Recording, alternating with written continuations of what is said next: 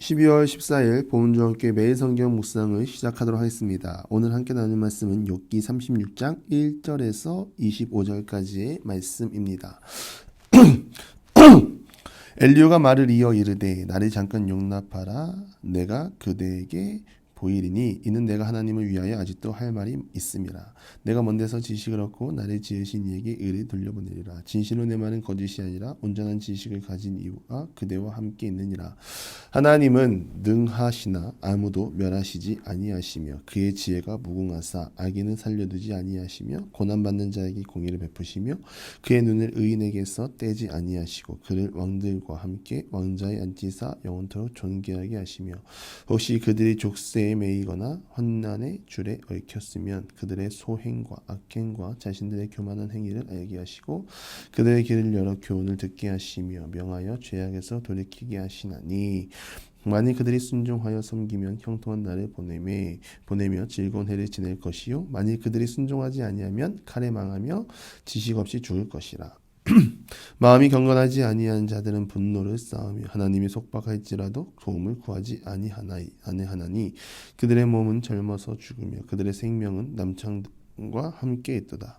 하나님은 공고한 자를 그 공고에서 구원하시며 학대당할 즈음에 그의 귀를 여시나니 그러므로 하나님이 그들을 환난에서 이끌어내사 좁지 않고 넉넉한 곳으로 옮기려 하셨은즉 무릇 그대의 상에는 기름진 것이 놓이리라. 이제는 악인의 밭을 벌이 그대에게 가득하였고 악인의 받을 벌이 그대에게 가득하였고 심판과 정의가 그들을 잡았나니 그대는 분노하지 않도록 조심하며 많은 뇌물이 그대를 그릇된 길로 가게 할까 조심하라. 그대의 부르짖음이나 그대의 능력이 어찌 능히 그대가 곤고한 가운데에서 그대를 유익하게 하겠느냐. 그대는 밤을 사모하지 말라. 인생들이 밤에 그들이 있는 곳에서 끌려가리라. 삼가 악으로 치우치지 말라. 그대가 환난보다 이것을 택하였느니라. 하나님은 그의 권능으로 높이 계시나니 누가 그같이 교훈을 베풀겠느냐. 누가 그를 위하여 그의 길을 정하였느냐.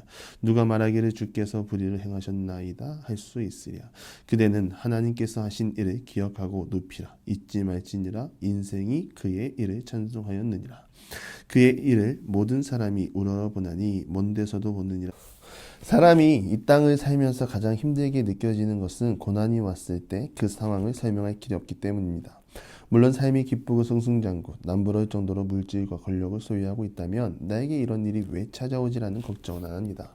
고난의 상황 속에 있고 열심을 다한 만큼 결과가 좋지 않아 답답한 것입니다. 대부분 인간의 죄라고 하지만 정말 원치 않는 죽음과 절망의 끝을 경험해야 할 수도 있습니다. 사람 일은 아무도 모릅니다. 그럼에도 사람은 알아야 궁금증이 풀리고 마음속의 응어리가 해소됩니다. 욥의 심정, 답답하고 이제는 친구들과의 변론도 끝나고 신학적 정리를 잘해주고 있는 엘리후의 말을 듣고 있습니다. 한 번의 변론이 끝나고 욥이 말하기를 나는 그러한 죄를 짓지 않았고 하나님 앞에서 그러한 벌을 받을 행동도 하지 않았다는 것을 말하고 있습니다. 엘리후 신학적 정리로 하나님의 성품에 대해 잘 설득하고 설명해 줬습니다. 문제는 신학적 변론을 듣고 욥과는 지금 아무런 상관이 없는 초점이 안 맞는 것입니다. 아무리 친절하게 잘 설명해 줘 봐야 욥은 인정하지 않고 외면하고 있는 상황입니다. 사람이 말을 할 때 자신의 지식을 전하고 그것을 제대로 못 알아듣는다면 어떠한 반응이 나옵니까? 화를 냅니다. 그리고 자신의 주장을 강요하기 위해 더 세게 말합니다. 지금 엘리후가 그런 상황입니다. 변론하고 욥이 반격을 하자 자신을 조금 더 높이고 욥이 회개할 것을 강조합니다. 1절의 4절인데요. 엘리후는 하나님에 대해 할 말이 많으니 조금만 참고 기다려달라고 요청하고 그는 여전히 하나님을 위해서 변론할 말이 많다고 말합니다. 또한 그의 지식은 자연과 역사의 넓은 지역 혹은 하나님으로부터 난 지식이라 말합니다. 이 말을 한 이유는 앞서 친구들에게 무식하다라고 말했지만 엘리후는 욥에게 나의 지식은 사람에게서 나온 것이 아니라 하나님에게서 나온 것이라 말하며 자신의 말에 경청할 것을 강조하는 것입니다. 첫 번째 발언의 관점은 하나님의 의를 밝히려는 데 있었지만 두 번째는 자신의 지식과 변론이 하나님께로부터 왔다는 교만한 말을 합니다. 교만한 이유는 일단 욥이 이런 상황에 왜 이르게 됐는지 모른다는 것과 결국엔 엘리후도 자신의 말 속에 하나님의 의를 드러내면서 사람의 노력으로 욥의 회개를 끌어내려고 하기 때문입니다. 옳은 말은 할 수 있습니다. 다만 강요하면 안 됩니다. 그 이유는 그 사람을 모르기 때문입니다. 엘리야도 처음에는 하나님의 의를 드러내고 바른 신학을 선포한 듯 하였으나 결국 바른 신학 속에 사람의 욕심이 들어가고 강요와 억압을 행하고 있습니다. 엘리야 또한 위로자의 모습은 아닙니다. 지난 월요일 차갑다고 말씀드렸는데요. 사람은 그렇습니다. 보편적인 신학적 사실만 기억하고 하나님의 성품을 기억하고 회개와 구원의 문제는 문제는 선하신 하나님께 맡기는 것입니다. 결국 욥의 주변에는 4명의 지인들이 있었습니다. 4명의 지인 그 누구도 욥의 편이 아니라 자기 말하기 바쁜 사람들 모여서 유난을 떨고 있는 것입니다. 현실은 만신창이고 재산과 가족을 잃고 그나마 그 마음의 뜨거운 태양을 피할 그늘조차 없는데 그나마 가지고 있는 희망을 빼앗고 절망으로 내몰고 있는 상황입니다. 신학적 지식과 하나님의 성품에 대해 알고는 있더라도 묵묵히 기도하며 하나님의 선한 가운데 능력이 온전히 흘러갈 수 있도록 곁에서 돕는 믿음의 사람들이 되기를 바랍니다. 엘리야는 5절에서 7절 그동안 욥이 했던 변론에 대한 답을 합니다.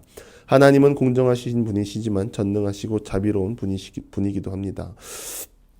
사람을 업신여기지 않으십니다. 이것은 죄가 없는 욥 자신이 극심한 재난을 만나고 큰 고통을 받고 있는 것은 하나님께 자신을 업신여긴 증거라는 발언에 대한 욥의 주장에 반론을 제기하는 것입니다. 욥기 10장 3절에 주께서 주의 손으로 지으신 것을 학대하고 멸하시나이까?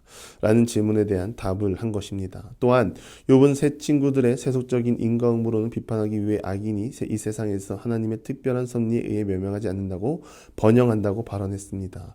이에 대해 엘리야는 하나님의 공의와 거룩성을 비추어 볼 때 하나님은 결코 악한 자를 살려두지 않으시지만 의인을 끝까지 지키시고 왕들처럼 존귀한 대접을 받게 한다고 말합니다. 이어서 엘리야는 고난에 대한 다른 관점을 소개합니다. 원인과 결과가 아니라 때로는 의로운 자가 사슬에 매이거나 고난의 끈에 묶여 있을 수 있다고 말합니다. 이와 같이 경건한 자들에게 고난을 주신 것은 사람이 행한 일과 교만하게 행동한 죄악을 알게 하신과 동시에 사람의 귀를 열어 듣게 하시고 악행에서 돌아서도록 하기 위함이라고 말합니다. 만일 그들이 순종하여 하나님을 섬기면 다시 회복되어 형통한 삶을 누리며 행복하게 여생을 보낼 수 있다고 말하죠.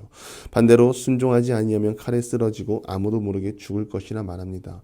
그러므로 욥은 자신의 재난을 불경건한 사람의 증거로 보거나 또는 하나님께서 욥을 버리셨다는 증거를 보지 말고 하나님 앞에서 겸손하게 이끄시기 원하시는 연단과 훈련의 과정으로 볼 것을 권면하는 것입니다.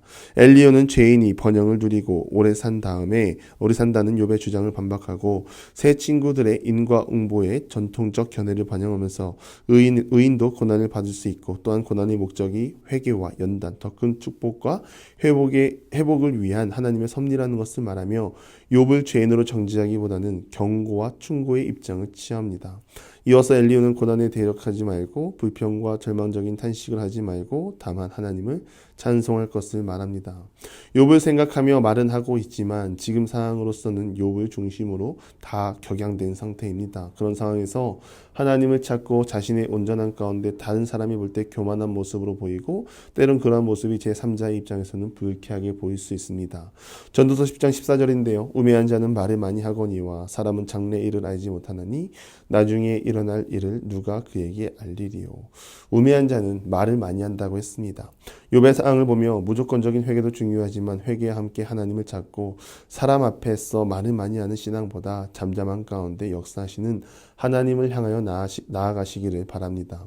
사람에게 위로를 받고 동의를 받고 인정을 받으려고 하는 것이 아니라 오늘도 우리의 삶이 하나님을 향하고 모든 삶의 문제와 고난과 기쁨과 즐거움, 슬픔과 위로가 하나님 안에서 온전히 풀어지기를 간절히 바랍니다. 오늘을 사는 우리가 하나님을 바라보고 찬송하며 그 안에서 주어지는 기쁨 가운데 거하는 모든 기도 영사들이 되기를 주님의 이름으로 간절히 축원합니다. 기도하겠습니다. 하나님, 다만 우리가 할 수 있는 것은 묵묵히 하나님을 바라보고 하나님을 찬양하는 것뿐임을 고백합니다.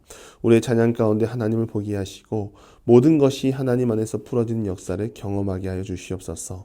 예수님의 이름으로 기도드리며 이제는 우리 구주 예수 그리스도의 은혜와 하나님의 극진하신 사랑하심과 성령의 감화, 감동, 교통하심이 잠잠히 하나님을 찬양하고 모든 것이 하나님 안에서 풀어지기를 간절히 소망하는 사랑하는 보온주와 함께 모든 기도의 용사 위에 이제로부터 영원토록 함께 하시기를 간절히 축원하옵나이다.